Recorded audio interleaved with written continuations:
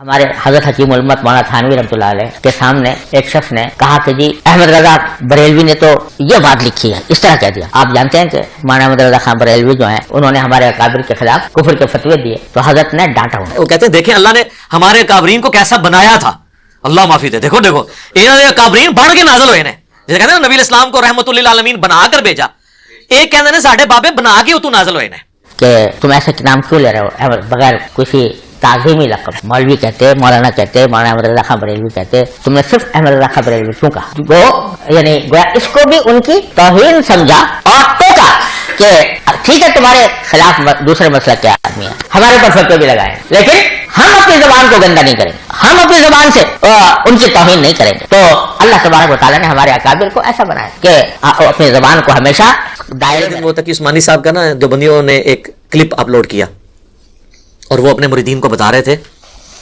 کہ ہمارے کابرین کی زبان بڑی اچھی تھی۔ وہ کہتے ہیں کہ جی اشرف علی تھانوی صاحب کے سامنے کسی نے کہہ دیا کہ احمد رضا بریلوی نے یہ لکھا ہے، تو انہوں نے اسے ڈانٹا کہ تم ان کا نام احترام سے کیوں نہیں لے رہے، اس کے ساتھ لگاؤ مولانا احمد رضا بریلوی، ٹھیک ہے؟ تو پھر وہ ساتھ کہتے ہیں کہ حالانکہ احمد رضا بریلوی صاحب نے ہمارے کابرین پہ کفر کے فتوے لگائے ہوئے تھے، لیکن ہمارے کابرین کی زبان ایسی تھی کہ وہ اپنے مخالفین کے بارے میں احترام کا رویہ رکھتے تھے اور اپنے مریدین کو بھی یہی سکھاتے تھے۔ انہوں نے تو خیر اس سے بھی بڑا جملہ بولا ہے، وہ کہتے ہیں دیکھیں اللہ نے ہمارے کابرین کو کیسا بنایا تھا، اللہ معافی دے۔ دیکھو دیکھو انہوں نے کابرین بڑھ کے نازل ہوئے، جیسے کہتے ہیں نبی اسلام کو رحمت للعالمین بنا کر بھیجا، ایک کہتے ہیں ساڈے بابے بنا کے اتو نازل ہوئے کیڑے؟ اشرف علی تھانوی رسول اللہ علیہ بابے، جی ہاں عالم داد رسالہ، وہ بابے کہتے ہیں ہمارے کابرین کو اللہ نے ایسا بنایا تھا، اور وہ بات کسی کر رہے تھے اشرف علی تھانوی نے سمجھایا۔ اب آپ نے یہ بات یاد رکھنی ہے۔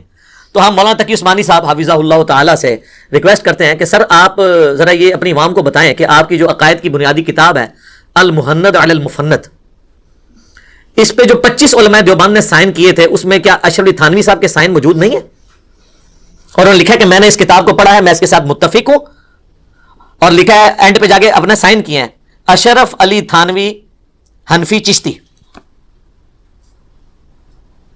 اور یہاں آپ کو تھانوی صاحب کا یہ واقعہ سنا رہے ہیں کہ انہوں نے اپنے مرید کو ڈانٹا۔ تو سر یہ بتائیے کہ المحند علی المفند کا مطلب کیا ہے؟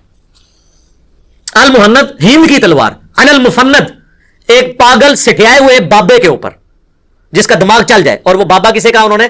احمد بریلوی کو۔ جناب جب اشرف علی تھانوی صاحب اتنی سخت لینگویج یوز ہوئی احمد بریلوی کے بارے میں کہ پاگل بابا کہا، اس وقت تو ان کی رگ نہیں پھڑکی کہ احترام سے لکھے نام، اور بعد میں مریدوں کے سامنے مولانا کے بغیر ذکر ہو گیا تو احترام کی رگ پھڑک گئی۔ وہ کیوں کہانیاں کرا دے ہوں؟ تہاڈی کہانیاں نہیں چلنیاں، نہ تہاڈے وڈیاں دی چلنی ہے نہ چھوٹیاں دی۔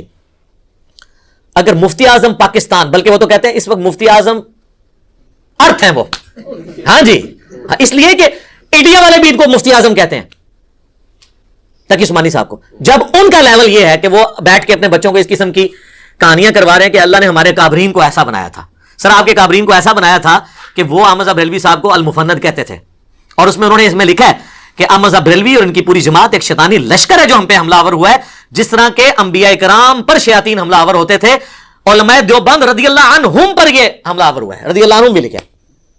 تو اب آپ کو بچوں پتہ چلا کہ اللہ تعالیٰ نے دیوبند کے کابرین کو کیسا بنایا تھا۔ اب تو ہم یہ کہیں گے نا کہ وہ اپنے مخالفین کو المفند کہتے تھے اور ان کے سر پہ تلوار رکھتے تھے، المحند ہند کی تلوار علی المفند ایک پاگل بابے کے اوپر۔ تو تقی عثمانی صاحب حفظہ اللہ تعالی و دامت برکاتہم العالیہ آپ کے کابرین کو ایسا بنایا گیا تھا۔ تو اب آپ یہ کہانیاں کرانی چھوڑ دیں، یہ سب کہانیاں ہیں، آپ کی لینگویج یہی تھی۔